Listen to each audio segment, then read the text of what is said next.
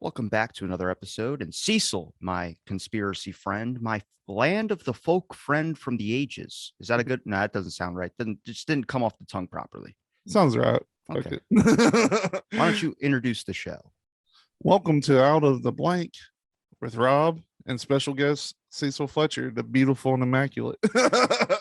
I love it how when people like I've been trying to let people introduce because I mean you get up to the 900 parts, you really got to try and find a way to change it up because I hate doing the same thing over and over and over again. Like the people that are like, I like my routines. I'm like, I do, but I have to make it different. Like if I go to the store and I always get the same drinks before a workout or something like a Bang energy drink, I got to change up the flavors because there's some people that are like, I just want this specific flavor every single day for like 8 years. And I'm like, man, I don't know. To me, that just feels like I'm stuck in a rut. No, I'm one of the people that like the same flavor. Like I get chicken strips at every restaurant. Is but that's just like not losing grasp of what your childhood is. Cause I mean, I go to so like if you go out on a date or something, I go to a restaurant and I'm sitting down, they're like, what would you order? And then the person that you're dating or whoever is beside you, maybe if you're out with a friend, you can be good friends with somebody. And they order like, I'll get a salad or maybe I'll get like the garlic knots. Everyone loves the garlic knots. And and then I'm like, I'll get a chicken tenders and some honey mustard and French fries. And they're like, "How old are you?" I'm like, "Well, I'm 23." And they're like, "Oh, well, this is like a 5-year-old's meal." And actually, you're ordering off the kids menu. I'm like, "Sorry, why don't adults can't enjoy chicken strips?" Well, just give me two of them. Turn that into adult meal. Yeah, but some of those portions for the kids are the size of an adult's, which I start to be like, maybe this is why America probably has a high obesity count. But I'm not fat shaming. I mean, if you want to eat chicken strips and garlic knots, then go ahead. Oh, I do. They're amazing.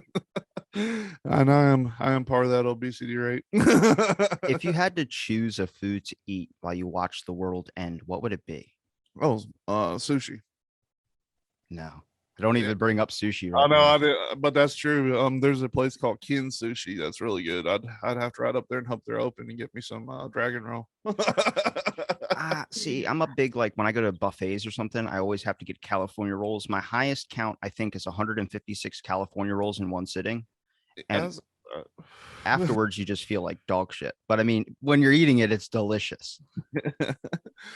this place is like we have a burger shack from where I'm from. It's a world's famous Pat's Pool Hall is what it used to be called. It's literally the best burger I've ever had. And Kin Sushi, but when you go in there, it's actually on CNN. They came down to about the elections and shit, and they was like, here at Pat's Pool Hall, where the cigarette smoke is almost as thick as the burgers. Like, I'm yeah. not bad at good advertising. And so basically, like, it used to be real filthy and shit, but the burgers were just amazing. And they've cleaned it up a lot since then. It's called Pat's Snack Bar now. They took out the pool tables and shit. But Kin Sushi is basically the equivalent of that Pat's Pool Hall. Like it's the best sushi I've ever had. I always thought of like, because like I played pool once. I mean, people call it billiards or billiards, but Yeah, we don't have any places nearby where you can like, because some towns have like a pool hall where it's like by a club and you go down the street and then you're able to play pool like late at night and you're able to bet. I never had that experience. That was never part of my life, but I just remember hearing a story about a guy. What happens is he bets somebody to put a cue ball in his mouth. I bet you can't fit this cue ball in your mouth. Now, I don't know if you know this, what happens when you stick a cue ball in your mouth, but oh, it's easy to get it in. The impossible part is getting the cue ball out. for sure. So what happens is he put it in his mouth, like, all right, here's $100. And then he goes to pull it out and he can't pull it out because now his mouth won't open because it's harder on the inside to come out than it is when you're shoving something in your mouth. It's Nope. true. You could have made a dirty joke, but I'm glad you didn't. But so the way to get it out is they have to break your top teeth in the middle and break your bottom teeth in the middle. That sucks, man. So the guy's like, cool, you want $100, but now we got to bust your mouth open to get the cue ball out.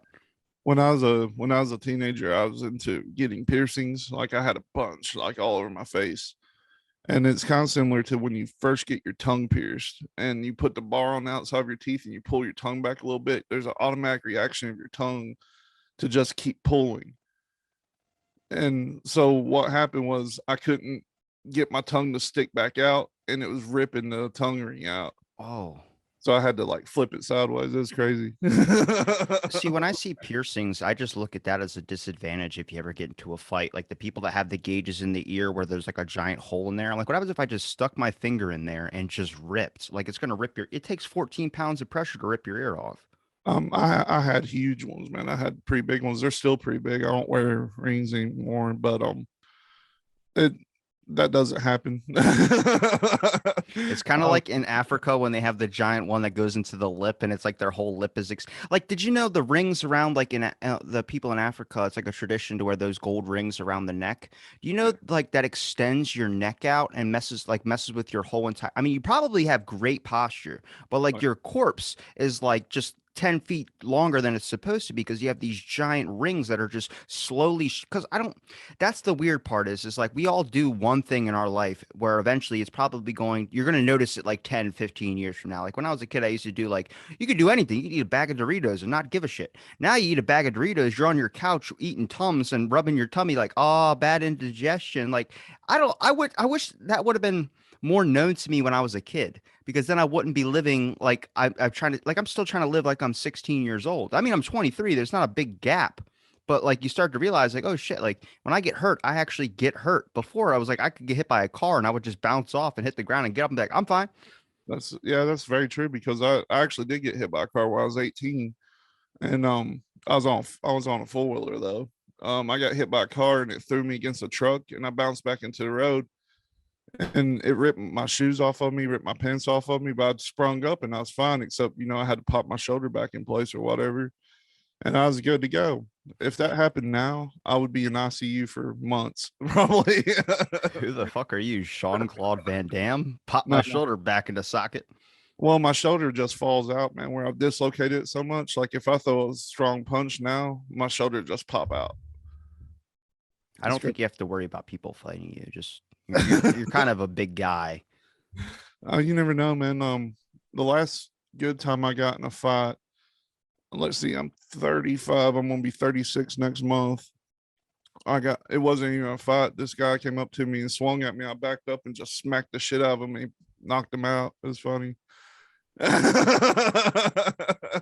It's Oh, I was like 29, I think. that's what I find particularly interesting is that I don't know anything that I would truly fight somebody over. Like maybe like I don't know, like if a lot of people that might talk shit online, it's like why don't you just like if you could just find their address and then show up and be like, what do you got to say now? Because it won't end up going like how you think it will.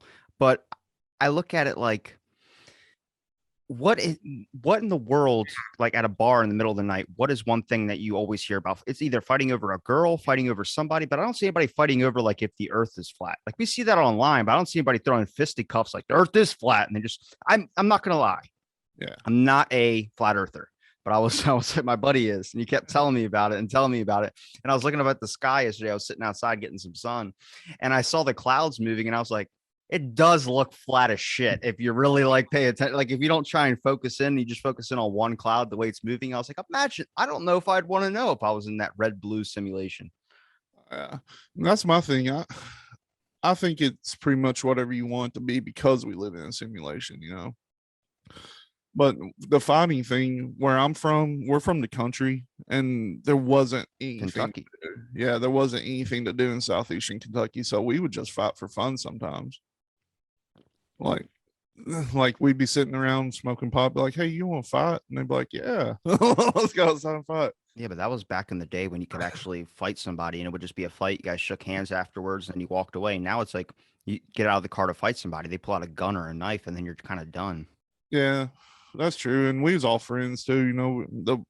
The worst beatings I've ever had has been from my best friends. Like, and it was just for fun. And whenever you're like, I'm done, then it's over. It's just a good time, really. It's like back in the day when there used to be like name 5 cereals and then beat the shit out of you. And it's like, how can you always get stuck on the fourth? You can never get the fourth one out. Like you could be in the middle of a grocery store standing at all the wonderful Honey Nut Cheerios and all that, and it just keep getting hit. That's true. I don't know, man. Like, I imagine like where there was places to do stuff, it probably doesn't happen like that. Now I feel like we're going through like I don't know the proper term, but everybody's getting like soft. You know what I mean? Like we used to go outside and just fight for fun, like punch each other in the face, kick each other in the nuts, whatever. And now now kids just don't do that, which I can get why they don't do it. It hurts like hell, but it used to be fun, you Yeah, know. when you're 30 something years old and wondering why you can't have kids. Exactly, yeah. That's exactly where I'm at. But I think it just changed it. I don't like people say like, oh, the kids now are getting softer. I'm like, I just think it just changed forms. Like, I don't think but like back when I was a kid, we didn't have like giant social media like we had now. We had Xbox and we had like video games to play, like some pretty good ones, like the Wii or like way before the advanced ones they have now. But I mean, there was more shit to do, like go skateboarding out like at 1 o'clock in the morning through the town Yeah. or whatever. There was really no worry. But then I think it was around the era of the bath salts when that was that big trend of bath salts that people were smoking. There Yeah. just became a different vibe in the world where like eventually there was no going out like late at night. There was none of that type of stuff. And maybe that was just within my own household. I never had any rules or restrictions, but it just, there was a different feeling after that bath salts thing. It was like constantly in my town, you'd hear people getting stabbed or getting shot. And I'm like, I think like it's a good time right now because everybody's online and it's mostly just like talking shit online. Or I don't know. I'm trying to think of one thing that could actually get a bunch of people's attention, but like all we're seeing now is either have to do with the pandemic, has to do with, and that's why I try and stick off of those conversations. I just had to cut the past 2 weeks of just politics out of my life, everything out of my life when it comes to just the news. I just started fucking painting because I was just like, I don't even want to record because it always gets brought up. But this is like the one time I think everyone's starting to notice is that like after Joe Rogan got COVID, every single news source attacked him. And it Oh yeah. was like very strange to see how they could all agree on one topic and just literally target someone. And that's what I was like, if anybody pulls anything away from that, it's not that like Joe Rogan's an idiot. It's a fact of like these news corporations are literally starting up mobs. Like people complain about the Capitol Hill thing with Trump. George Bush gave that speech for 9/11. He was talking about it and he was like relating it to the Capitol Hill thing. And I'm like, it's so nuts to me because news back in the day used to be actual news. And then it kind of went to the Colbert show. But now, like, we're seeing articles that get tweeted or talked about that are just articles about like saying a certain thing. See, this is what it is. And then you look at it and it says opinion. It's like, are we missing the point where it says opinion? Like, I've been just watching Steven Crowder because I guess it's that conflict that Jersey Shore can offer you that's kind of entertaining a little bit. But Yeah. he was calling up journalists that were like not including crucial details that were making him look like a bad guy. And he was on the phone with them and they just kept stuttering. And then they kept trying to change the topic back onto him and try and grab the control of the conversation. I'm like, there are so many times, like if you watch news now, I don't watch just one news source. I have to go through every single thing. I don't have any biases. I don't have any dogs invested into a fight. You know what I mean? And I think that's what's important. But everyone seems to have like a side.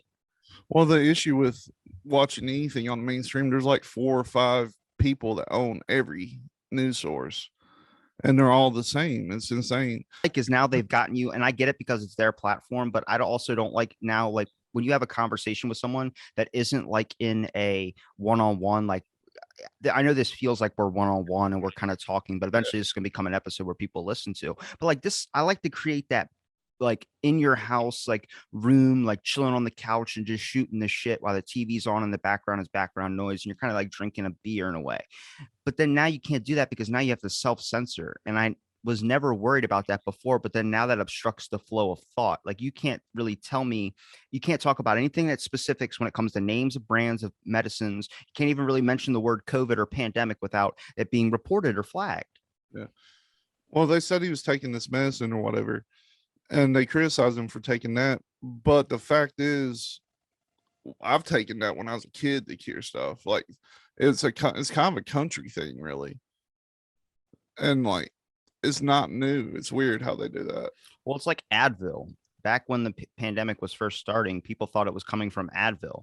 Then there was like a bunch of people just throwing out like you could literally drive like at that time you could drive down the street and see everybody's trash can when they pull out their trash for trash day, and there was just Advil tablets all in the trash because people were like, "Oh my God, COVID's coming from Advil," and it's like, no, it's not.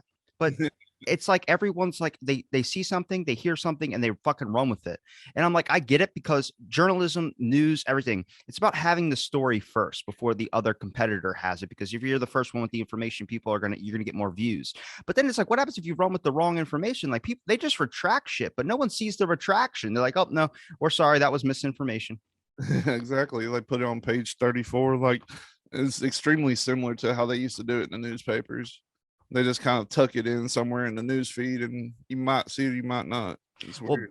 back in the 60s, like, they had this plan the government did where they literally got no news media sources to print anything about this certain thing that was going on, but they were trying to they were trying to pull out of the ocean a submarine Oh, or yeah. some type of random shit. I heard it when it's a Joe Rogan episode with Anthony Cumia. Um, he was talking about it. He goes, yeah, they literally got a bunch of journalists to not report on this one thing, got no media to report on it. You couldn't do that today. If you fart and they catch it, it's like, bam, they're immediately going to record. Well, it all comes back to Project Mockingbird. Project Mockingbird, was set up by the CIA. It was discovered in, I think, the 60s. I can't remember the exact day because it's early as fuck. But Project Mockingbird was basically the CIA taking over the media in order to push out a narrative.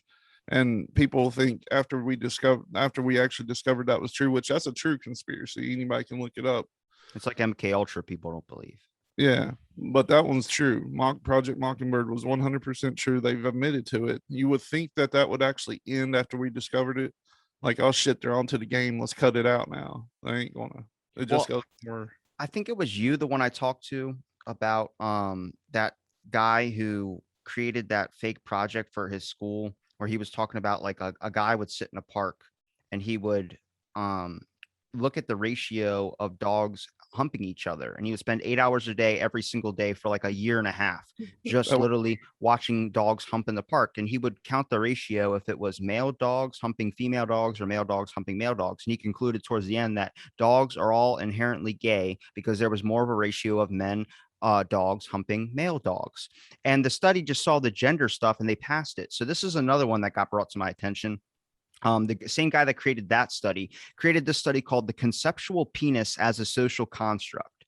So this is a Sokol style hoax on gender studies. And whenever it comes to gender, you kind of don't even like, this was trying to rule out that they're not even, because the schools are afraid to lose funding. So they base everything off society. So if society talks about gender or anything that's important, they don't even want to touch it. They just either pass it or they deny it based on whatever, if it conflicts with the societal norm. And this is why I tell people, like, they're stronger, like we're stronger together than we are apart. But it's by Peter Boghosen and James Lindsay. So this is a note from the editor. Every once in a while, it's necessary and desirable to expose extreme ideologies for what they are by carrying out their arguments and rhetoric to their logical and absurd conclusion, which is why we are proud to publish this expose of a hoax article published in a peer-reviewed journal today. Its ramifications are unknown, but one hopes it will reign in extremism in this and related areas. Now, when this was created, there was a lot of people that were like, I fucking agree. Yes, yes, good. I'm glad this study got published. But then there was a lot of people like, hang the fuck on. What are you talking about? Like, this isn't science. This is just like conspiracy shit. This is real conspiracy shit. So the hoax is oh my God, I can't even say that name.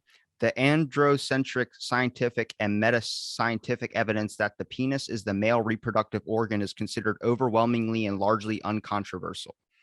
That's how we began. We used this preposterous sentence to open up a paper consisting of 3,000 words of utter nonsense, posing as academic scholarship. Then a peer-reviewed academic journal in the social sciences accepted it and published it. This paper should have never been published, titled "The Conceptual Penis as a Social Construct." Now, when I say the word, the conceptual penis as a social construct, what do you think immediately? I have no idea. So, what is it? The social penis as a what is So it? the conceptual penis as a social construct. When I say that, what do you think it is? Does it sound like the penis is going to be a myth? Not really. What does it sound like? To me, it sounds like they're basically talking about how without a penis you can't have children, essentially. Okay, well, the paper argues that the penis, maleness, is an incoherent construct. We argue that the conceptual penis is better understood not as an anatomical organ, but as a gender performative, highly fluid social construct, as if to prove philosopher David Hume's claim that there is a deep gap between what is and what ought to be. Our should never have been published paper was published in the open access, meaning that articles are freely accessible and not behind a paywall. Peer reviewed journal, Cognate Social Studies. In case the PDF is removed, we've archived it. So, assuming the pen names Jamie Lindsay and Peter Boyle, and writing in this fictitious Southeast Independent Social Research Group, we wrote an absurd paper loosely composed in the style of post-structuralist discursive gender theory. The paper was ridiculous by intention, essentially arguing that penises shouldn't be thought of as male genital organs, but as damaging social constructions. So we made no attempt to find out what post-structuralist discursive gender theory actually means. We assume that if we were merely clearly in our moral implications that maleness is intrusively bad and that the penis is somehow at the root of it, we could get the paper published in a respectable journal. So manspreading, a complaint levied against men for sitting with their legs spread wide is asking to rape, or is akin to raping the empty space around them. So you cannot sit with your legs open, or you're asking, basically you're akinning the fact that you're raping the airspace around you. Now, this was passed, and it's a peer-reviewed article, so that means it's free for the world to see. How many things do you come across social media or something where someone retweets an article and it says peer-reviewed, and they consider that science fact? It's a couple people reading a study. Nobody read into it. And this guy who created this article eventually left this institution, sadly, because he said this is ridiculous that you're not even questioning and looking at basic science or scientific studies, all because of a certain keywords like gender get brought up. People don't even they just want to wipe their hands and go away with it. That's wild, because, but it feeds into that narrative that, man is inherently bad no matter what, is what it is. I don't know. I wish they wouldn't have wrote it like that, because that's probably been picked up by a lot of people. But I guarantee it's been picked up by a lot of people as part of like an argument for how men are just inherently bad people. So to make the article sound even better, they just included like multiple different words like declusive and all these things that really didn't make any sense, but they were such large. Like there's a lot of people I've listened to in podcasts like Eric Weinstein. I think he's a smart guy, but you can tell, like even like UFO Twitter, for instance, a lot of these people, when I'm hearing them talk about UFOs, they just use very large words that they have in their arsenal to make them sound kind of intelligent. But then when you ask for examples of what they're talking about, I can't remember exactly. Well, if you don't remember exactly, how are we supposed to look it up to be able to find it? Could you send it to me? I'll have to get back to you on it. It's like, well, then how are we supposed to know if there's aliens? But in this paper at the conclusion, it says, we conclude that penises are not the best understood as the male sexual organ or as a male reproductive organ, but instead as an enacted social construct that is both damaging and problematic for society and future generations. The conceptual penis presents significant problems for gender identity and reproductive identity within social and family dynamics. Is exclusionary to disenfranchised community based upon gender or reproductive identity. Is an enduring source of abuse for women and other gender marginalized groups and individuals. Is the universal performative source of rape. That is the conceptual driver behind much of climate change. Did you hear the ending with climate change? So having a dick means you're perpetuating the stereotype of what's going on with our climate. Yeah, it says you read that right. We argued that climate change is conceptually caused by penises. I mean, I guess I can see it. I'm just It says destructive, unsustainable, hegemonically male approaches to pressing environmental policy and actions are predictable results of a raping of nature by a male-dominated mindset. This mindset is best captured by recognizing the role of the conceptual penis holds over masculine psychology when it is applied to our natural environment, especially virgin environments that can be cheaply despoiled for their material resources and left depleted and diminished when our patriarchal approaches to economic gain have stolen their inherent worth. The exploitation of the rape culture inherent in the conceptual penis becomes clear. So it's talking about toxic hypermasculinity. And I'm like, look, I don't have any problem. Like, I mean, if you want to talk about anatomy, meaning if you're a male or woman, I mean, I think now in society, you kind of understand that like people can be whatever, but the climate change part, like, and they pass that as a peer reviewed article. I don't think having a dick means that the climate's going to shit. Yeah. I don't understand. Like, I know that there's a lot of bias and like prejudice and everything against like trans people and things of that nature, or the trans community in general. But that's one thing that I've never really had a conspiracy about, because there's all kinds of conspiracies like, oh, they're just trying to make all the boys want to be girls. But I honestly believe that some people are born with that identity crisis, because I've known kids like that. Like, I knew a little boy when he was about 6 or 7. I was like, well, he was very effeminate and things of that nature. He ended up being trans, and you could see it when he was a kid because he had that identity crisis. I think that really is more of like pretty much nature when it comes to that, because even back in the Roman times, there were men that acted like women, Yeah. and I vice mean, versa. Native Americans believe that you actually have more power if you could think like a man and a woman. I mean, nobody's discerning the fact that there's people that feel like they should be in a different gender, but we have to understand that there's the vocal minority of Yeah, people are the ones that are just using it to get an advantage in society. Like, yeah, nobody's saying it doesn't exist, but it's like the conspiracy things. When people say conspiracy, they think of you like an Alex Jones type. Now, I love fucking Alex Jones, oh, but yeah. I fucking hate the way he gets shit across, because if you listen to intelligent conversations that he has like really good, strong, smart, like just conversations about, like, if when you hear him actually talk deeply about something, when he talks about like these are the real issues that are going on, but that everything that everybody sees and everybody memes is the one where he's like, I'm kind of retarded. And then he just goes and he does all this screaming. And like when he took that one drug that we're not going to mention on air, he was pumping his fist saying, he kept saying the name of the drug, like horse drug, horse drug. And I'm like, you can't, like, this is what I get it. It's entertaining as shit. It's just like when people watch Crowder. It's entertaining to watch him dismiss people and get into arguments, get into confrontations with people, but it's not the right way to come across. And sadly, it's just there's the people that are fed up with it, and there's the people that want change about it. And there's no deciphering, like when they talk about vaccine or anti-vax.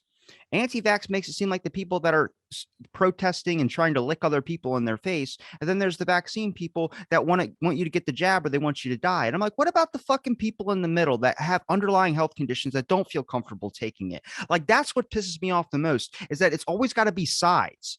Like, there's no in the middle. There's no, I have my toes in, but I'm not 100% in. And I'm like, that's never how it works. When I hear a conspiracy person start talking about aliens or start talking about all this type of stuff. And I'm like, you can't say it like that, because then you're automatically assuming that there's a definitive thing that the earth is flat.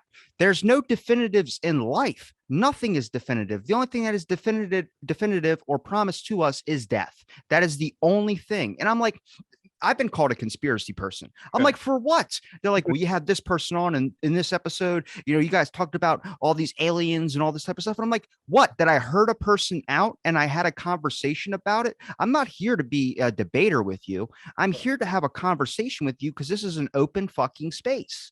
Exactly. And when it comes to this pandemic and everything, it's a true fear, like, because the virus itself hits people different. The vaccine itself hits people different. Like, some people are perfectly fine when they get the virus. Like, I have a 61-year-old aunt that got the virus, had the sniffles. Her son, who's around my age, he got it and was about ready to die. You see, there's a difference there. It's something to do with the genetic makeup of people. But you would figure that her son she would get as sick as her son. But maybe that was something from his dad and his genetics that made him get even more sicker than she did, because she just had the sniffles and he literally about died. But I know people that's got the vaccine and they've been perfectly fine for the most part. But I know people that got the vaccine and got this second round and they died from the second round. So it doesn't make sense on what's actually happening. And I think that terrifies the shit out of everybody on what to actually do. I think people are looking for a truth, but sadly, how long could we not talk about the lab? And Yeah. then now they're finding out that Fauci lied. Yeah. And I'm like, a lot of people already fucking knew it. Like I talked about it. I got labeled in a podcast episode. A dude told me I was an idiot. Like you can't believe that it came from that. Jon Stewart was an idiot when he went on the show and talked about it. I was like, now it's all coming out that it's actually, and I don't know because I'm not hearing like the one person that we need to hear talk about it, and that's Biden. I don't know if he can actually fumble through his fucking words to be able to get it out. But we have the Intercept that did a Freedom of Information Act on the lab, and then now they're looking into it, and they found out that Fauci lied in his emails. He lied, and I'm like, is it just because now you're so invested that you don't want to back down from your standpoint? Like you're got to be 100% in, or can we just look at it like if I'm wrong, I'm wrong. I will admit I'm wrong. I don't give a shit. But I'm saying as a high possibility, it probably came from there. And then people just want to be like, you're a fucking conspiracy. And I'm like, don't label me as that. It's like tossing out the word racist. Everyone online calls somebody racist. And it's like, do you understand that that takes the meaning out of the fucking word of a hard thing of that source is supposed to be the worst thing you can call somebody? Yeah, eventually, if it's that whole thing of eventually, if you use something so much to identify everybody as that, it's eventually not going to mean anything. And that's very sad to me. And when it comes to the Fauci emails, like on our podcast, we don't talk about this stuff at all because originally we was scared we was going to get deplatformed or whatever, but we've moved a bit shit, so we're like fuck it. But we still I don't was talk. about to say, because then you were gonna do it on my show. I was like, Jesus Christ. But the thing is, like, I don't see why people can't have a constructive discussion like anymore. Because back in the day, you could discuss and debate, and if you found out you was wrong, you'd be like, "Oh shit, I was wrong." So now I believe you. Now people just fucking double down when they find out they're wrong. Just like you said, like the Fauci emails where now it's coming out that he for sure did that. And then wait, right here's the proof. Everybody's like, "Nah, I didn't do it." Well, here's the fucking proof. No, that ain't proof. Somebody made that up. I'm not mad at somebody standing for something that they believe in, but this is like where the sketchy part of what reality is. Like somebody who's schizophrenic. Now we know for a fact that their reality is distorted based on a medical illness that they're suffering from. Yeah. But the reality that what we call reality, the one that we're all living in, is just the one we all fucking agree on. Like this is reality. You can't shoot people without going to jail. You can't do meth in the streets. You can't do all these types of things. But that's a reality that we all agree on, and everyone's reality is different. Now, there's a page out there called Bill Cosby's Innocent. I came across him a year and a half ago, and I tried to get him on the show when Bill Cosby was locked up. Now the guy's fucking out free. That guy's reality has now become the truth. You know what I Exactly. mean? So I just look at it like if somebody wants to believe the earth is flat, let them believe the fucking earth is flat. If somebody wants to believe something, that's the whole point of this show, is that I'm not here to change the way that you think. I'm not a change my mind guy.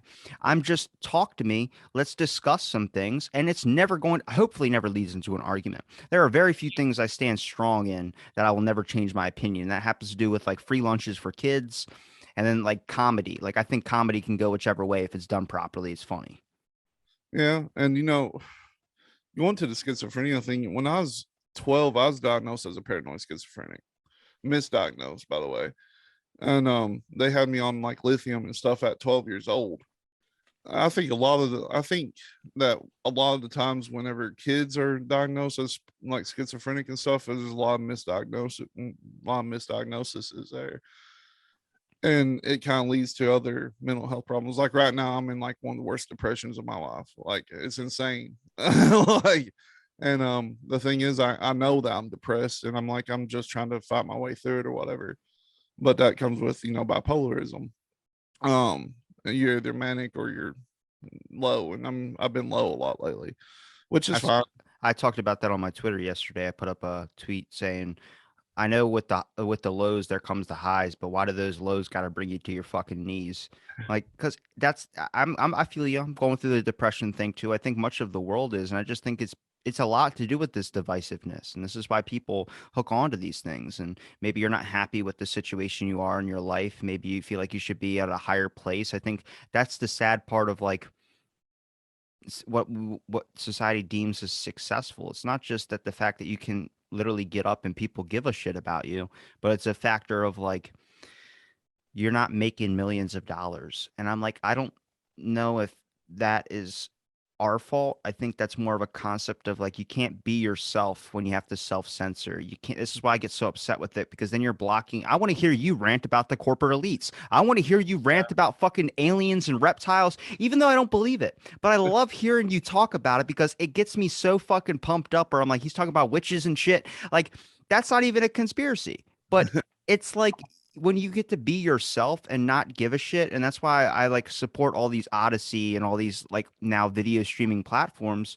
is because they just, it's not about like misinformation. It's just about letting a person talk what that goes on through their head. You know what I mean? I've had multiple people say like, I listened to this episode and there was a few issues that they got wrong. And I was like, well, it's a conversation. Nobody's wrong. You know what I mean? Like, this is what I believe. This is what you believe. And we talk it out and then we see what, you know, where it goes. I wish I would have had time to finish this book before I came on here. It's called Exposing Expositions, 1851 to 2021. No, I'm sorry, to 1901. It's basically talking. Have you remember the World's Fairs and shit? Yeah. So basically, one that stands out is the Chicago World Fair of 1891. In 1891, they built this huge thing in Chicago. It was like 20 years after the Chicago fire or whatever. So they built all these huge buildings, this huge lake. Rumor is they had a fucking moving sidewalk, and you could get on a train, and like the scenes would pass, and then when you came out, you'd be in a different part of the world. Like it was huge. You can look it up. It's fucking immaculate. The whole thing behind this is, I don't know if this is where the guy's going or not with it, but it seems like it plays into Tartaria, and I've been getting a lot more into Tartaria lately.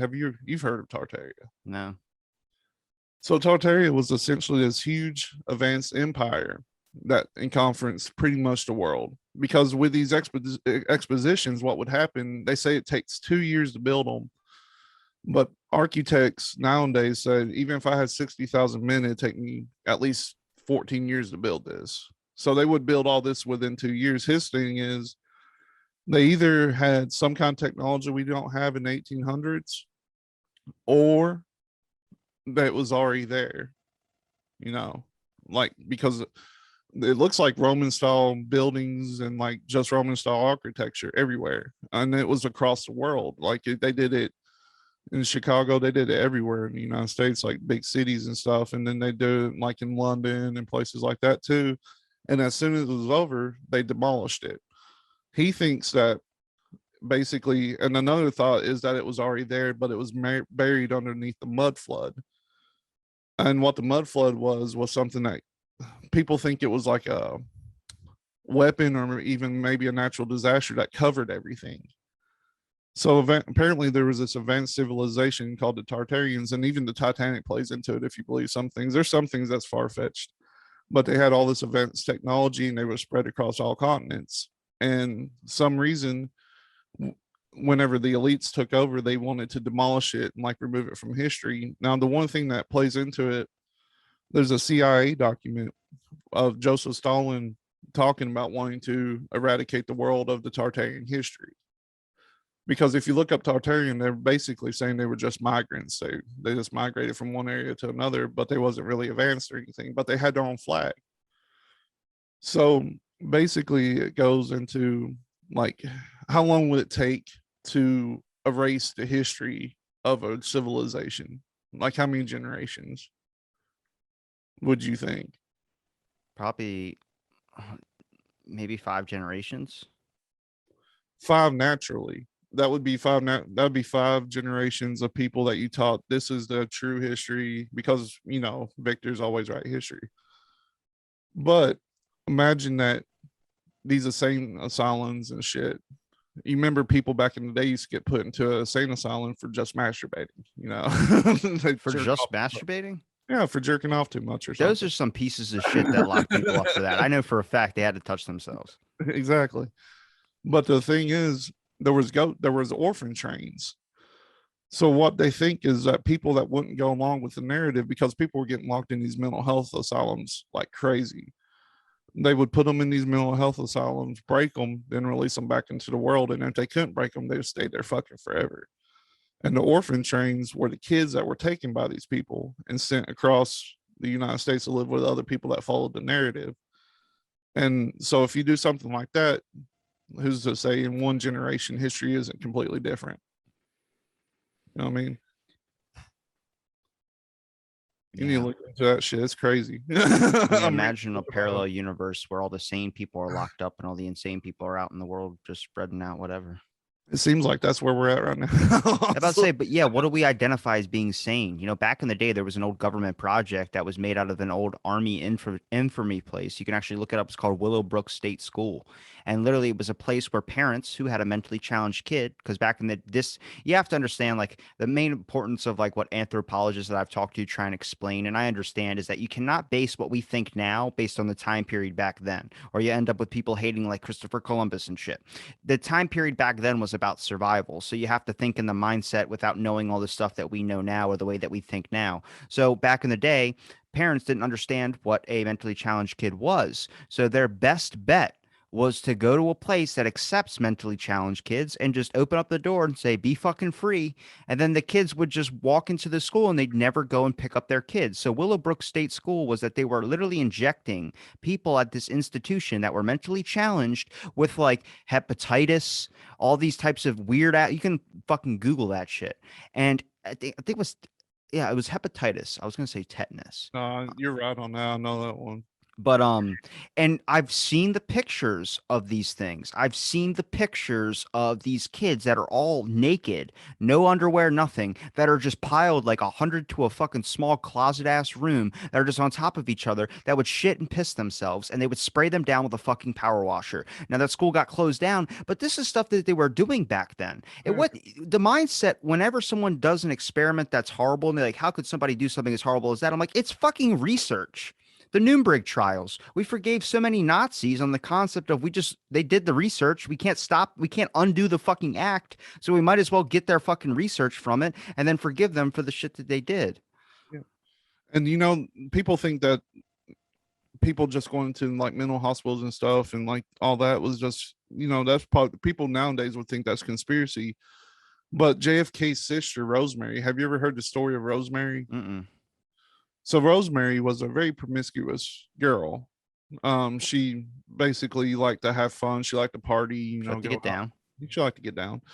So his dad, I feel good. exactly. So his dad had her locked up in a mental facility because of that. Like she wasn't crazy. He just had her locked up because she liked to go out and party. And they lobotomized her.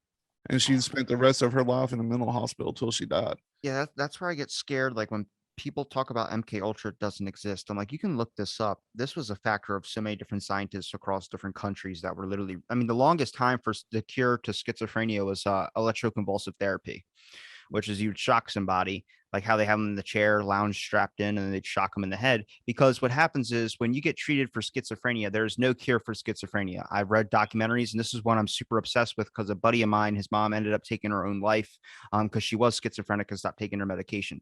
Yeah. Your reality becomes something that is like, I'll be talking to you at a diner, Cecil, and then I'll look at you and I'll be like, hey, do you see that person in the black clothing over there? And you're like, what? And you turn around, there's no one there. And I'm like, the guy without a face. And you're like, what, Robbie? It's not there. And I'm like, okay, just making sure. Like, this is how people have to deal with that on a daily basis. Literally, there was a story about a kid that grabbed a brick and threw it at his back door. His parents were freaking out, like, what's going on with you? And he thought King Tut, the mummy, was outside of his fucking house trying to kill him. He ended up setting his fucking house on fire. Thank God nobody died in it. But that's schizophrenia. The way they treat it is, if to stop those electro impulses in your brain firing off in the improper ways, they would shock you. So whenever your brain would start experiencing symptoms of, oh shit, you're about to have a schizophrenia attack or some type of schizophrenia is coming on, you would naturally get shocked. Like you would just be like, what the hell was that? Because anytime your brain got close, it's like if I give a cookie and I put it in front of you and you go to reach out for it, I keep shocking you. Eventually, you're going to stop reaching for the fucking cookie because you know, even if I'm not going to shock you when you go and grab it, your body will naturally be like, I'm already used to the shock. So that's how they would handle with electroconvulsive therapy. Lobotomy is like, that's like taking a fucking needle into your fucking nose and like messing with your fucking brain. And that's why like the mind is fascinating to me because therapies interesting to me. I love to see how people's brains work and how they fire off. It's kind of like what the show's about in a way.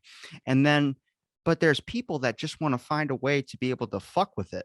and just see what makes it tick. Because I mean, it's like that movie Split. If Yeah. I tell you right now that you will never get sick and you're told your whole entire life that it's impossible for you to get sick, I doubt you're going to get fucking sick because you literally convince your body. There's an MMA fighter that talks about it. Whenever he like his thing was, do you like red meat? Do you like smoking cigarettes? Well, if you don't think it's bad for you and you think it's good for you, you'll never get sick. Now, scientifically, that's not fucking true, but in some way, you can convince your brain to do that type of stuff. There are some people that are convinced they're the best. That's why I talk about how much of your thoughts are your own, because there are people that probably through history were told they're the greatest person, like whatever words they speak are philosophies. This is how the fucking Mormon religion started. It was a 13-year-old boy sitting by a fucking tree that just made up a thing that God talked to him. Then every single religion, or that not every single religion, every single person that follows that religion fucking followed this 13-year-old boy that got a vision from God when it was just him. He made up the fucking tree. He made up the whole goddamn story. But it's because now everyone looked at him as a prophet.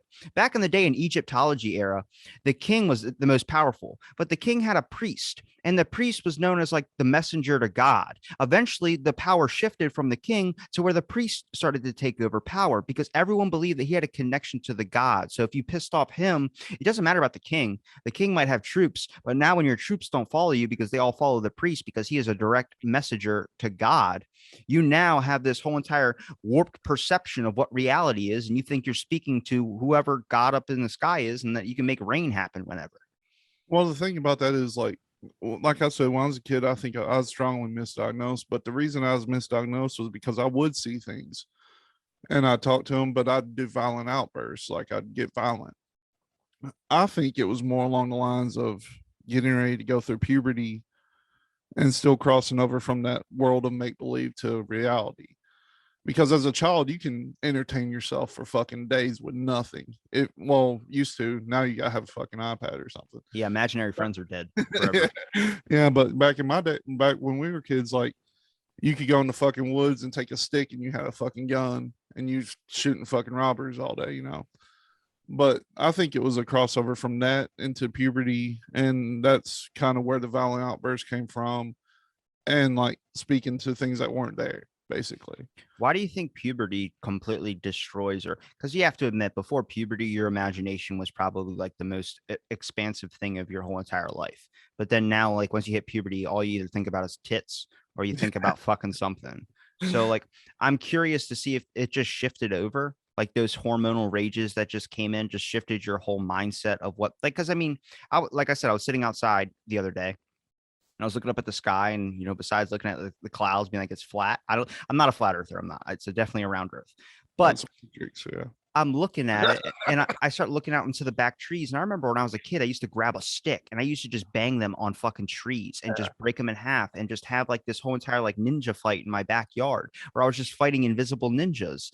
And then now it's like that. Just I would never fucking. I would look like a nut job if I did that. It's okay for a kid. But when you're an adult doing that in your backyard, you're a fucking nut job. And I look at it like, I just don't have the capacity to want to do that. I rather just sit and not do anything. And I don't know if that's a factor of your hormones or if that's a factor of the world just beating out the creativity that becomes inside you. Because when you're a kid, you think that you're going to get a house, you're never going to have to worry about bills, a car payment, any of that stuff. And then you become an adult and the world just hits you fast, like a fucking brick wall coming at you 1,000 miles an hour. Well, and I remember the day that my life kind of went shitty. Went to shit. Yeah. I was sitting in my room and I used to have a little setup, man. I'd make my action figures wrestle. And it was the funnest shit in the world. I'd play theme music. They walk down the fucking aisle, and wrestle right there. And one day I was sitting in my room and I turned on the theme music and they came down. I was like, this is fucking boring. That was the shittiest day of my life. And before, like the day before, I had such a good time with it. I don't know what happened in that day that kind of made that transition to where this sucks. I still don't get it. And the whole thing about that too, like this is fucking crazy. We spoke with Nathan Elwell last night. That episode will be out like 3 weeks from now. And he's read a book by a guy called Just Goes. This episode's coming out on your birthday, so. Oh, is it for real? No, I'm kidding. I'm not that far back. Well, October 3rd.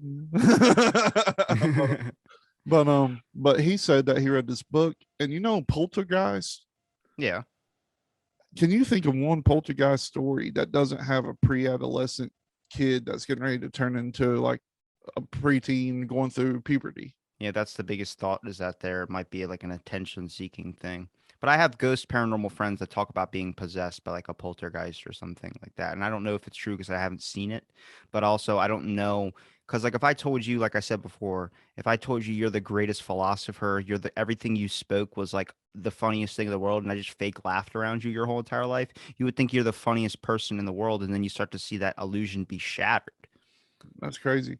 The whole thought behind that though is that these kids put off so much energy when they're going through puberty that they don't know how to handle it, and that energy causes the environment to fucking go haywire and like create the poltergeist activity and shit. I don't Which I know could about totally see. that, but I I could don't. totally see. I see, because this is what I don't understand about the human mind. It's not like the movie Lucy, but if everything's just frequencies, atoms, and all this type of stuff, and there's physical objects, there has to be a way where you can hack it.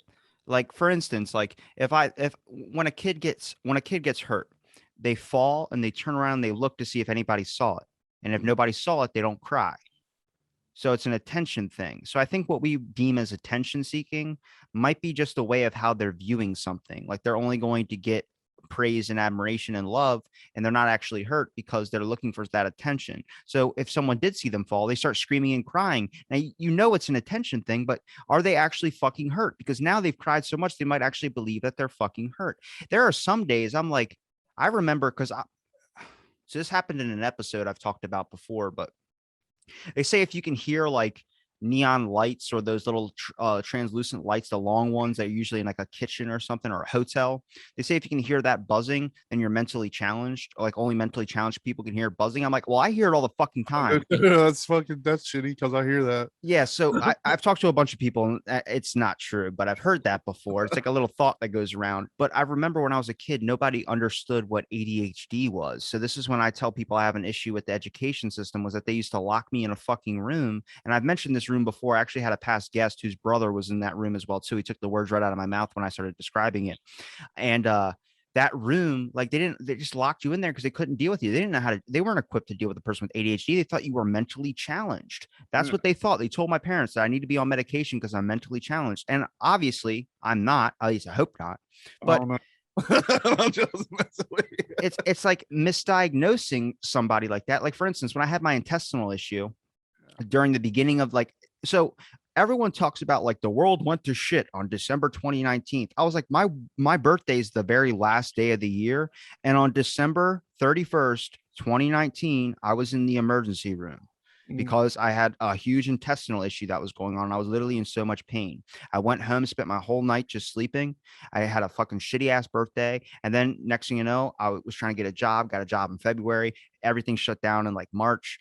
And there was just a giant, like my world ended on December 31st.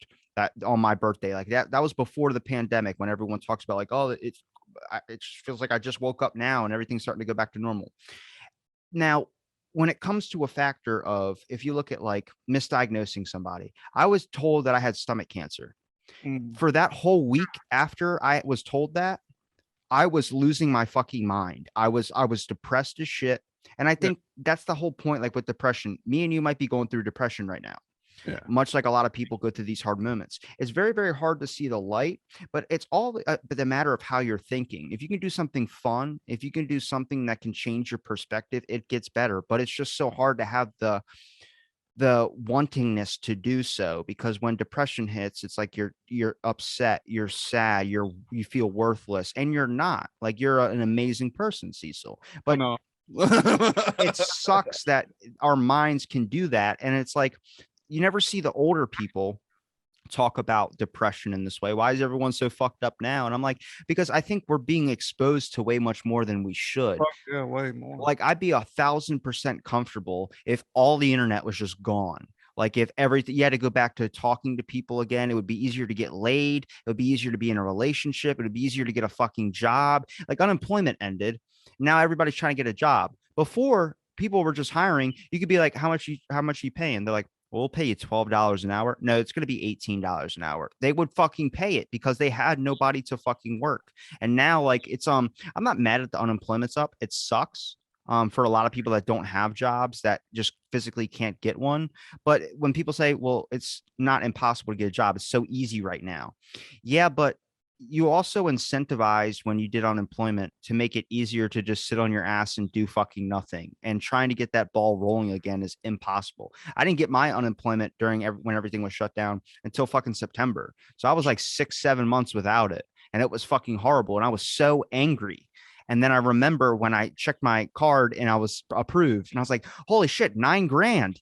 I was all that fucking anger went away. And that's what happens with the world, is that we fight and we struggle and we don't remember the bad times when we're in the good times. We totally forget about the bad times. But then why is it so ass backwards when you're in the bad times, you can't remember the good times? You only remember the bad times when you're in the good times, but you can't remember the good times when you're in the bad times. I'm like, it's so fucked. It is. It really is. And like, I've worked in call center environment for going on 18 years. You can take 100 calls a day that are the best people you've ever spoke to in your life, but you have that one bad call and that shit marinates with you for days. It's the exact same thing as something mental. Like, I don't understand. There's some people out there that don't lock on to negative stuff, but there's other people out there that do. And I'm one of them, unfortunately. And I know that I do it. And I tried to deviate my mind. I'm like, I want you to stop thinking about this, quit thinking about it. But you can't. It's weird. And I think that's probably set up through, like, I honestly think it's set up through propaganda of like pharmaceutical companies and shit.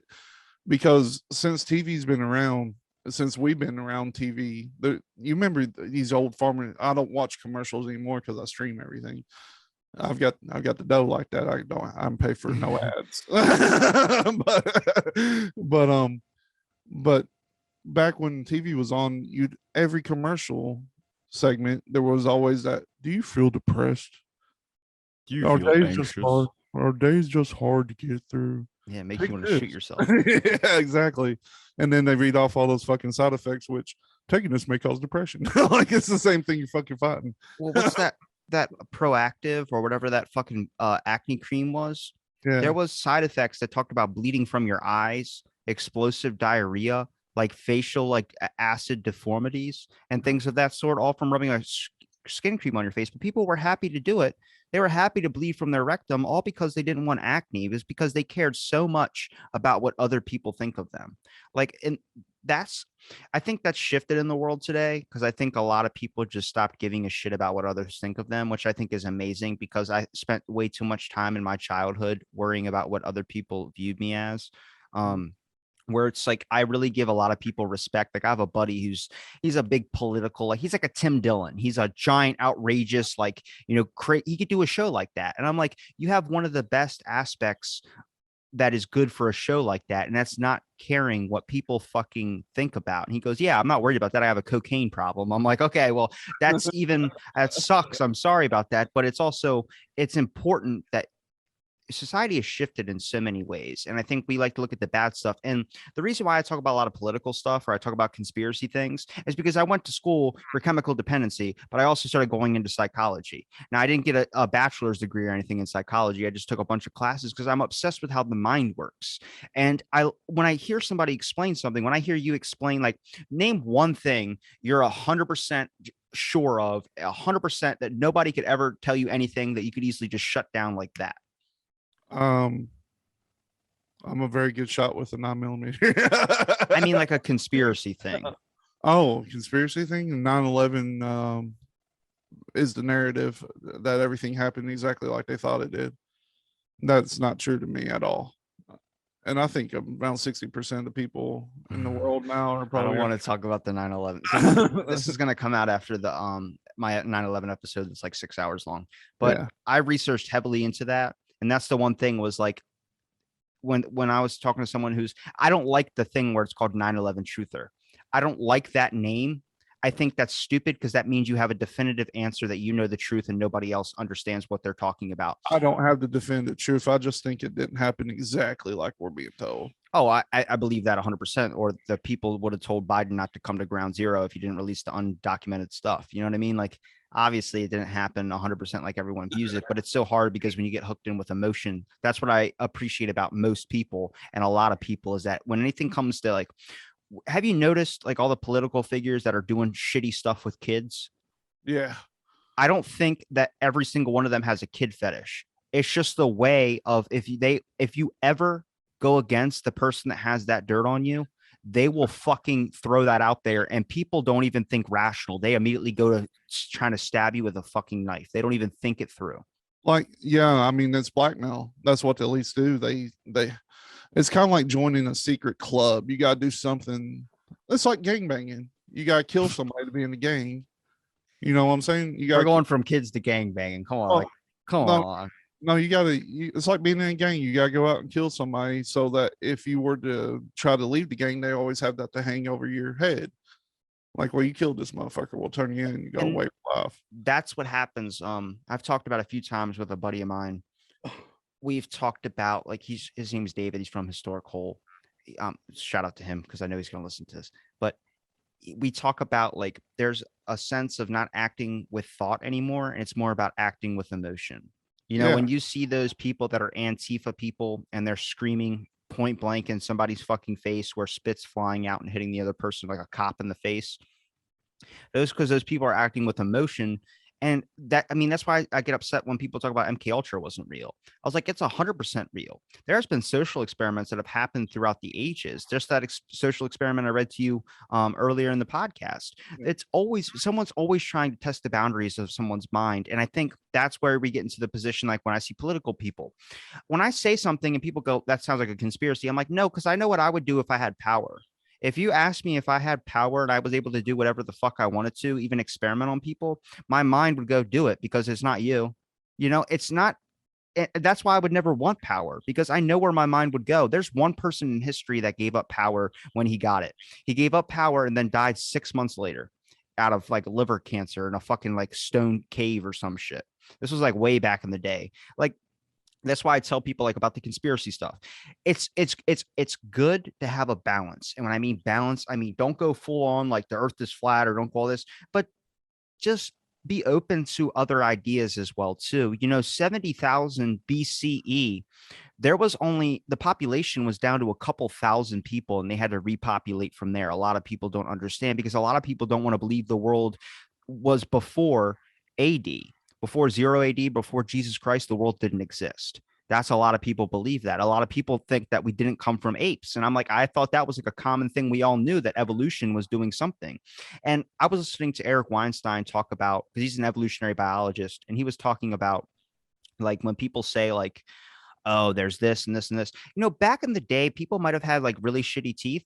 But for instance, his experience was he got orthodontia when he was a kid and it was helped to move all his teeth forward. Well, now he's had to get implants into his mouth because the doctor or the dentist go, well, see what happens was your orthodontist moved your teeth too far forward too fast and actually shortened the roots of your teeth. So that's why you have a lot of teeth that are falling out now. You know, back in the day, there was no allergies. People talk about like, where did all these nut allergies come from? I don't necessarily know if it's 100%. There's definitely some people that have allergies. Maybe it's our food advancing, but now everyone's like a giant trend of being gluten free. Maybe it's the new gluten that we have now, but they talked about it. They go, your appendix, for instance. People go, well, you can live without your appendix. You know, there's people now that are getting healthy pieces of their intestine taken out all because they don't need it anymore. Their body has learned to evolve past that. To say that those things that you've evolved past that is impossible. I think every organ that's inside of your body you're supposed to have, your gallbladder, everything like that. At one point, it served a function. Maybe we evolved past that, but I think it's still there for necessity of something that we just don't know until underlying effects coming out later. People that get their appendix removed, they're starting to have complications when they hit older age because there's a certain part of their body that still needed that. Even if it was just there was a certain 100% completion to the person that you are. It's like when you lose a finger, you get used to not having a fucking finger, but you'd be 100% if you had your finger. You know what I mean? And you know the appendix thing too. I think didn't they say that was for us to process raw food, like raw meat, Yeah, or but something? I guess, but I guess now we learned how to cook it, but there's still people getting fucking tapeworm Yeah. from eating fucking beef that isn't cooked properly. Now this is the thing. I know somebody that eats raw beef, and they've never had any issues with it. I wonder if they were to actually go to a doctor, if their appendix actually functioned.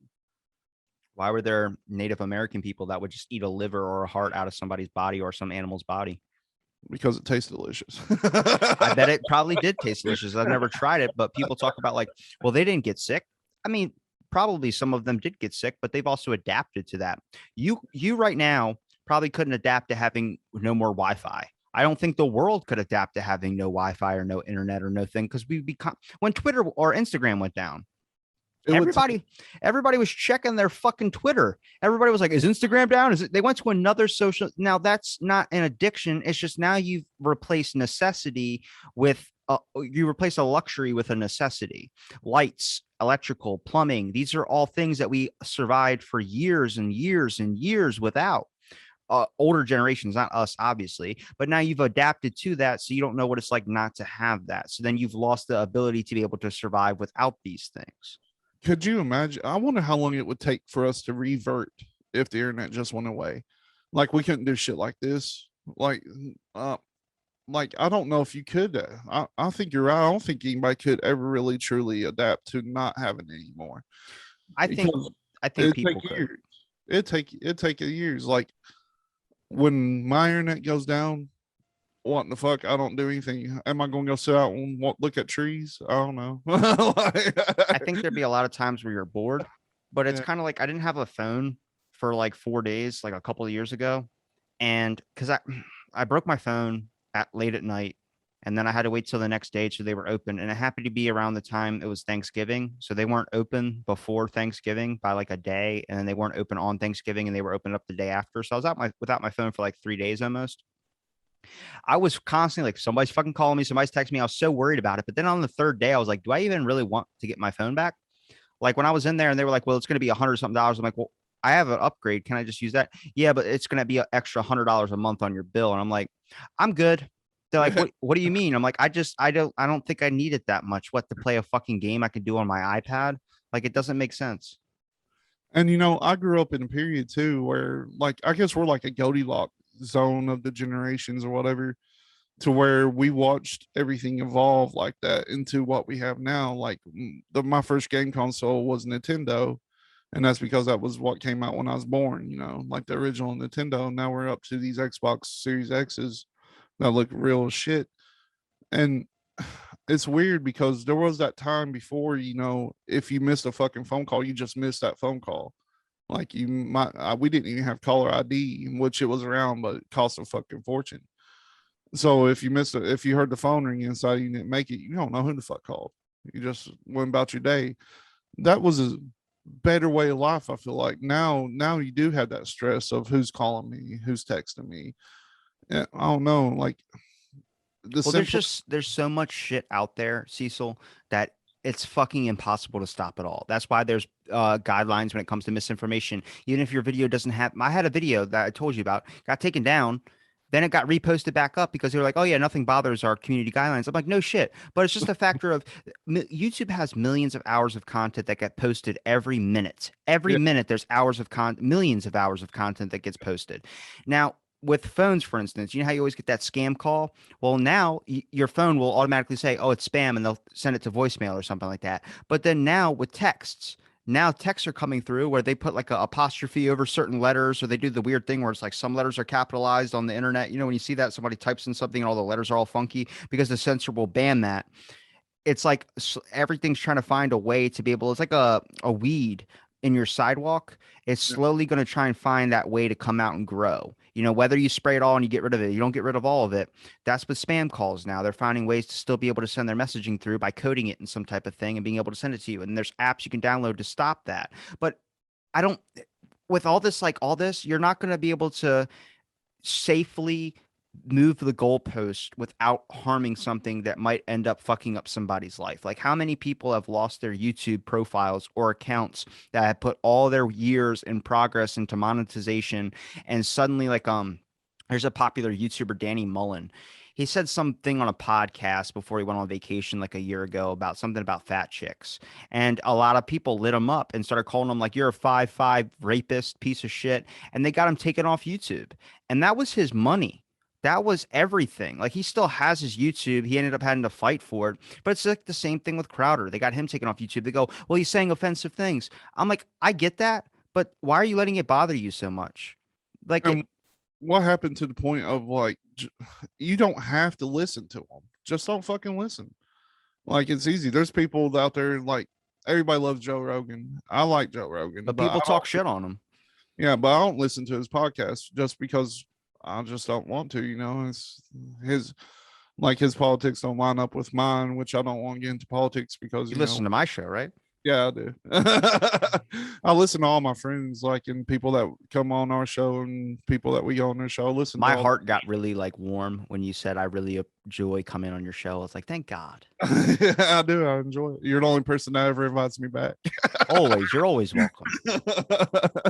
I went on one, and I think he's just like this fucking guy sucks, and he cut off at like 20 minutes. I mean, I think it's just you have to keep finding the flow with everything. Like our first episode, we definitely hit a stride like 45 minutes in, but Yeah. there was always like trying to figure out like it was question based. And that's what I tell people. Like so many people judge off one episode. And like I had a buddy, I was reaching out to an academic that I actually super wanted to talk to. And they were like, I can't because I checked out your robbing the relapse episode. And I was like, that's with my buddy Rob Smith from Australia. And it was his second time on. So we just went fucking ape shit nuts. Like we talked about Fabio getting face fucked by a pigeon because he got hit in the face with a bird. Nobody really remembers. And they're like, I'm sorry, that's too much for me. Good luck with your show. I'm like, okay. Like, I'm not mad at it, but like, you got to understand, like, you got to have fun with stuff too. There's going to be serious stuff and there's going to be fun stuff. And I really appreciate when someone like you comes on and we're able just to have fun and laugh and it doesn't have to end up being something that gets like crazy like especially you probably know with getting guests it's always that weird lull where you're asking questions and it's more interview based and I'm like I it's so hard for me to do that. Yeah, and you know, whenever depression hits too, like we brought up a couple times, whenever you're talking to like new guests that you haven't spoke with before, it's really hard to actually get them get into the mood for it. Like I've had a couple where it had to be just me, and it was hard. I think I got food poisoning and I'm still going. Exactly. I can't do it, man. Like it's insane. Like, and I think it's because I'm slightly stupid. Like, You're pretty intelligent when it comes to like the crazy cool shit I like. but I blame it strictly on the elementary school I went to. I don't know if I've ever told you, but I went to an experimental elementary school. They had no walls. What was There it, was just in no a wall. field? No, it was a building, but there wasn't any walls. It was like an auditorium. And like you have a class here, a class here, a class here, and it just went all around the circle. And there was a library right in the middle. But the library was open too. And the only thing that separated us was bookshelves about this tall. So with that, you'd be sitting here learning English, right? And in the same instance, you right over here, you hear math, and then you hear geometry over here or geography. And it was weird because it's a blend and you never could focus solely on that one thing. Now there's and my other two co-hosts, Tolly and Jeremy Foreman, they went to the same elementary school. This is what's weird about this elementary school.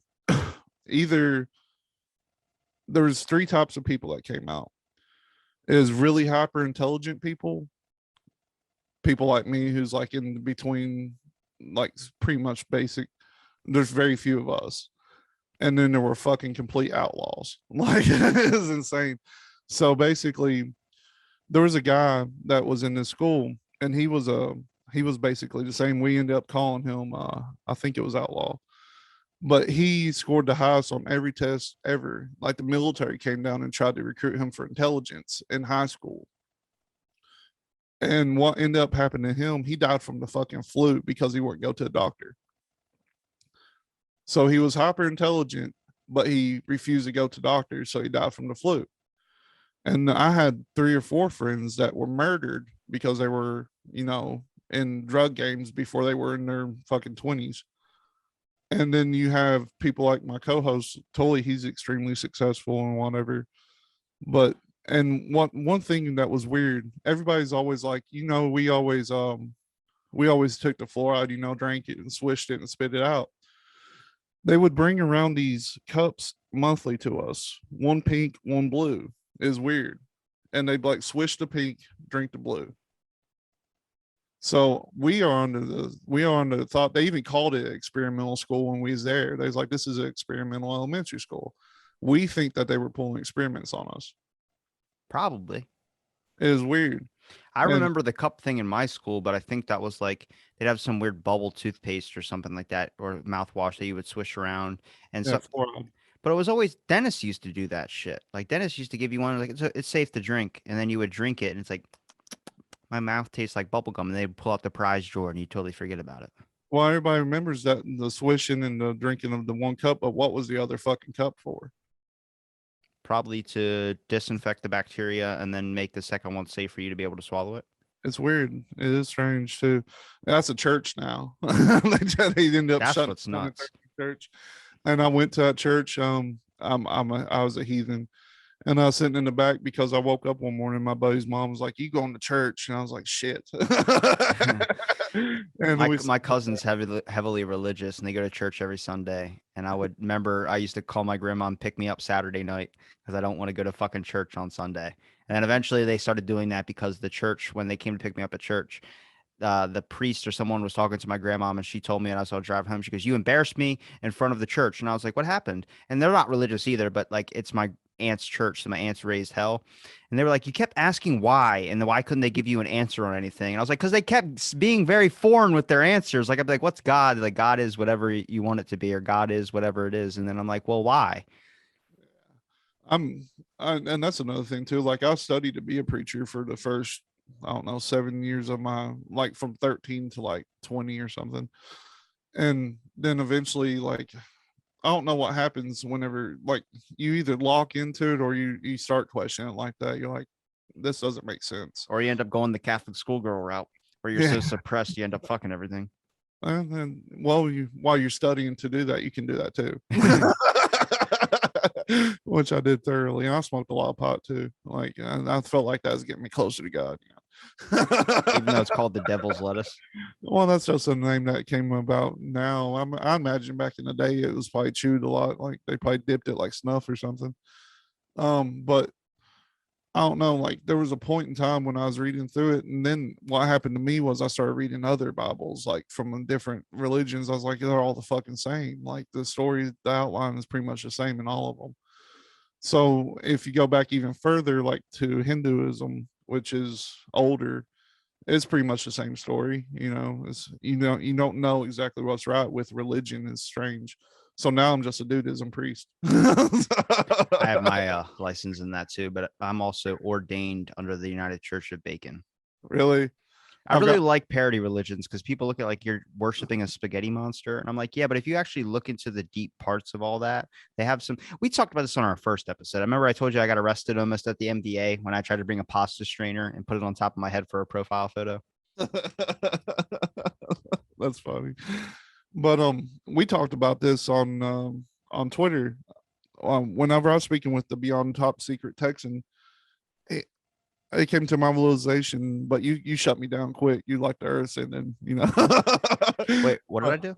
you shut me down quick. You like the Earth, and then in 200 years or something. I was like, oh yeah, shit. But if Oh. if we survive that, I really have a strong belief that Jedi might be the primary religion in 1,000 years.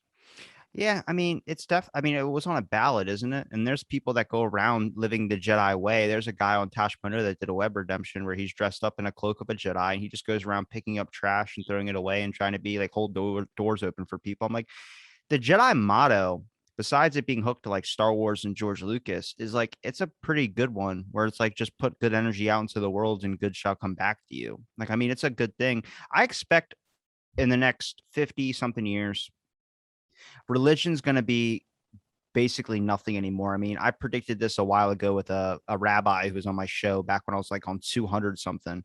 Yeah. I was telling him that like religion, it keeps getting lower and lower every year, that eventually the government, it's just because religion's so strong, but it's going to hit a weak point where the government would just come in and start tearing up churches and shit. He said he didn't believe me, said I was a nut job for even suggesting that. And then it kind of got awkward to the rest of the chat. And then a week later, after that recording went up, I saw an article about there was a church that was destroyed and it was made to make a government like little I forgot what it was a government subsidy or some shit. And I sent him that and then he blocked me. And I was like, yeah, because like I think religion eventually is going to get to a point where there's going to be so many people scattered all over in different religions where people aren't going to know what to believe or what's the true one. So then it's just not going to be taught. I mean, a lot of people don't even really worship at church. I pass a church every Sunday basically on my way to work, and there's cars out there, sure, but they're all older people. There's no younger crowd in there, even family members of those people. There's a girl that comes into my work, and I was talking to my buddy Travis. I was like talking to him, I was like, yeah, I was like, I think she likes you. And he goes, well, dude, she's really in the church. Like, she always asks me when I'm gonna come over to the church on Sunday. And I was like, yeah. And he goes, yeah, but she's a freak. And I'm like, yeah, I get it. But I look at it like there's not a lot of people that are really choosing to worship in the church, at least from what I've seen. There probably is definitely some people out there, but younger generations, kids our age, back in the day, there used to be kids our age or kids my age, younger, that would go to church every single day and pray the word of God. But I've talked to too many ex-cult people that talk about it, and they're like, it's just there's not a lot of younger people in there. You always seem like you're that one out of the bunch. And I'm like, I predict in the next 50 years, there isn't going to really be a giant religion anymore. I mean, there really isn't one now. Catholic and, Christianity used to be something, but man, dude, government's impeding on the Catholic Church too. I love it how people go like, I can't believe there's priests molesting kids. And I'm like, there was a stereotype about it for like 100-something years. Did you think it just came out of fucking nowhere? No, it obviously was riddled with some truth. Well, think about it like this. The whole thing that terrifies me with the thought that a Jedi could become a prominent religion. All right. This is a deep dive. This is crazy. All right. So Star Wars is purchased by Disney, right? So that means, how long do you think Disney will be a corporation if nothing changes, if we keep going down the same technology? I think they're going to outlast everybody. Exactly. So Walt Disney was funded by the Rockefellers, who are known to be into some nefarious shit, and they're all he was also an anti-Semite. Exactly. So is it not insane to think that the religions we have now were probably started the exact same way by some kind of corrupt official? I'm so scared to talk about Disney because this is also something I mentioned in that episode that got flagged. And I was like, I might be the Disney thing because I've talked about the other thing plenty of times before.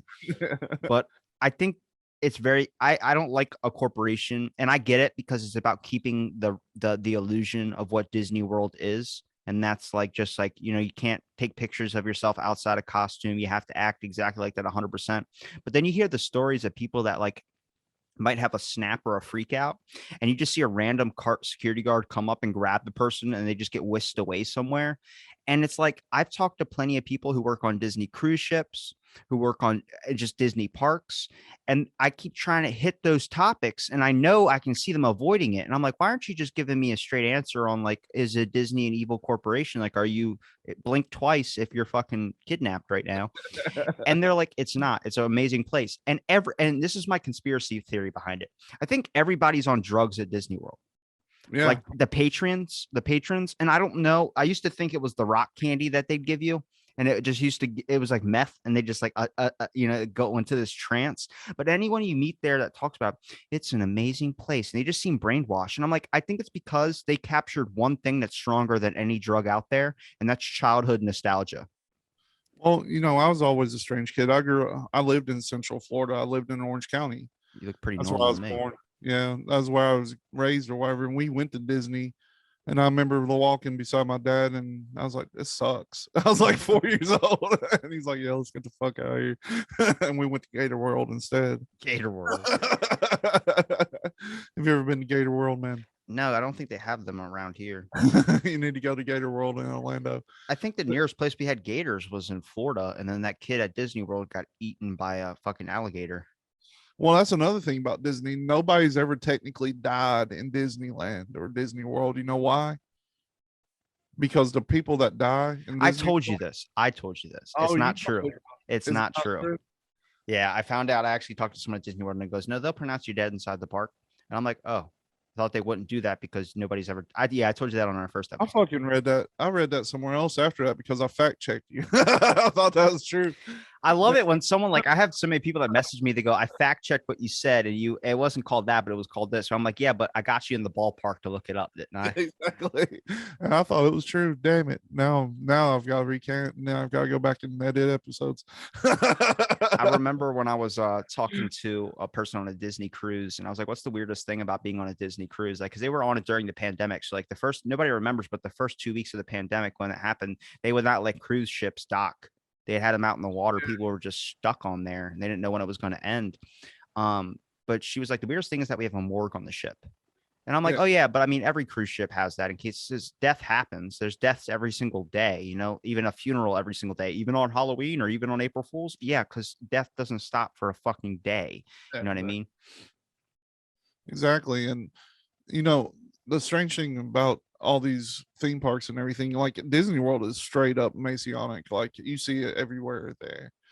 And it's insane to me to think that there's these secret societies that really control everything.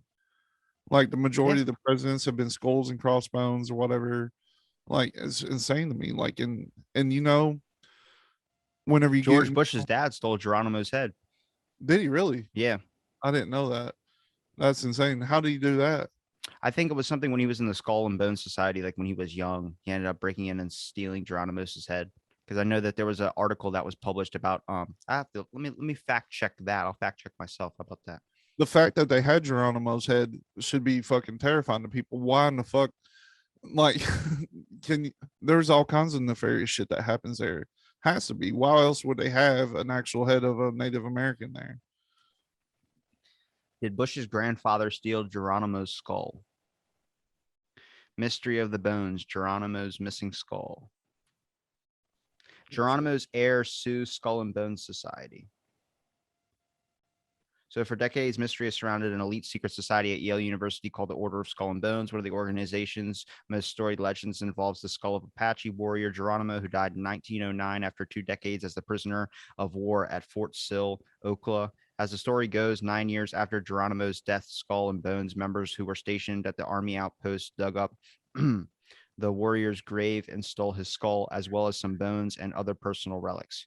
Then they sprinted the remains away to New Haven, Connecticut, and allegedly stashed the skull at the Society Clubhouse, the Skull and Bones tomb. To make matters even more intriguing, legend has it the grave robbing posse included Prescott Bush, father of George H.W., and grandfather of George W. Wow, that's insane. Why would they do that though? You know they're doing nefarious shit with that. I can only imagine that they're doing like all kinds of crazy shit. I have friends that are Freemason lodge leaders, like Grand Lodges, and I have people that are in the Freemasons. Now, there's two sections of Freemasonry. There's the regular Freemasons, the ones where it's just about getting a beer and going bowling and doing like some kind of ritualistic shit, but not like sacrificing chickens and shit. But then there's the imaginary Freemasonry, which is another form of Freemasonry, which is all the cool spell shit. There's books to do that shit. It's just like we're saying about your mind's reality. If you start practicing witchcraft, you wonder why all these people get so crazy with it, because they believe they actually have magical powers because they're studying old scripture text. If I give you a word of God, which is the Bible, and you think you're reading it from it, even though a person created it, it's been passed down and so old for so long, it's older than you are, it's older than your grandparents are, you're going to eventually just believe that it has magical powers to it. Because of the pages being dirty. Yeah, written on papyrus. We see Egyptians. I talk about this, like where my fascination for Egyptology comes from, is like all the Egyptian pyramids. It's all old and strange. We have, I think, a lot of people, most of the people that are obsessed with history or the older parts of history that I find the most fascinating to focus on, is that it's not only like predicting kind of the future, but it's also how we're all fascinated with it because we all like that unknown origins. We all like those mysteries. And I think that's important to have. I mean, the world has mysteries for a reason. We still can't explain the bloop at the bottom of the ocean, a sound that just goes off and nobody can understand where it's coming from. What do you think about that? About us bombing the Gulf and everything, like the fucking bombing the ocean. That's Have you news read to me. about that? Well, there I've was been a out of fucking politics fire. for like almost a fucking 2 weeks now, man. There was a fucking fire in the ocean as a ring of fire, and they were trying to put it out with water. Oh, that was the oil thing. That's what they said. But why was they trying to put it out with fucking water? Like, yeah, it was already in water. Yeah. And then they were dropping low out. They were dropping fucking bombs, like huge bombs in the ocean too, and blowing them up for testing or whatever. about to say if with that fire thing, that thing just had to run its course because I know that was trending on Twitter because everybody was talking about an apocalypse. Like this is in the Bible. That's everything that happens right now is that everyone's able to relate it. Like you see TikTok videos of people saying like John 3:16 or all this type of shit. I'm like, dude, I don't fucking know. I think Disney's at the fucking helm of it all. To be Oh, 100% honest with you. and a lot of people think that's a Titan down there getting ready to come up like fucking Godzilla. I'm not a giant, or I would think it'd be more of a kaiju that would be coming out of the fucking water, not a Godzilla. But it's very interesting. Like when I was doing the 9/11 episode, um, I talked about like everyone's trying to make a buck. And like after 9/11 happened, people were selling shirts in the street saying, remember 9/11. You know what I mean? Like it just became a profit thing at some point. And I think that's with everything. There's always someone trying to profit off something. If you can scrape out an inch of content when it comes to a natural disaster, how many hurricane stuff do we fucking see on the fucking news with all these hurricanes that are going on right now? And I'm like, I don't like we talk about the Earth's not going to be here in 200 years. I don't Yeah. know if it's going to be 200 years. The Earth is going to be here way longer than we will, but I don't know how long the human species has because with all this fighting and all this stuff, you're going to end up backtracking. And I mean, what is it? God, what is the mountain that the volcano that hasn't erupted in like over like 80,000 years or something like that? Yellowstone. That's one. No, it's another one. Yellowstone's one that everybody's terrified of because it's a super volcano and it's past due. Yeah, it might be that one. But I'm like, I don't know what's going to do it. I think the best thing that you can do as a person is try not to let everything upset you as much Yeah. and just try and find a way. And I think that's what the whole point where I can rationalize people that like start like freaking out and getting upset online or yelling at other people. It's like, I don't know if it's being scared, but I think it's a factor of you're just trying to also find something to dive into, like with the conspiracy stuff. I Yeah. love all conspiracies. I don't believe them all, but I like to entertain the idea of it. I'm not going to do anything where it's like sacrificing a chicken. But No. I also think that it's very, very stupid to think that there's a definitive answer, whether you want to say that water is H2O or whether that you want to say that, oxygen is O2. It's Yeah. like, well, in another species or anything, they don't look at it like that. They look at it like something different. So I don't like definitive answers. I think we all just know nothing. My thing with conspiracies is like I always read the conspiracy and I read what the alternate side of it to get a nice blend of everybody's agreements on it or whatever or disagreements. But the thing about conspiracy is there's so many that have been proven true. A conspiracy, like if me and you were sitting here and we was talking about, I don't know, getting away from the women and going to the strip club without them finding out. That's a conspiracy against our significant others or whatever. Like we're conspiring to get away from them to go to the strip club and hope they don't find out. For glitter But bombs. exactly. And the thing is, like, it's the same situation. And as many conspiracies that ended up being true, like cloning, for instance, people's like, there's no way they could clone a human being. They fucking totally could. Like, and they more than likely have.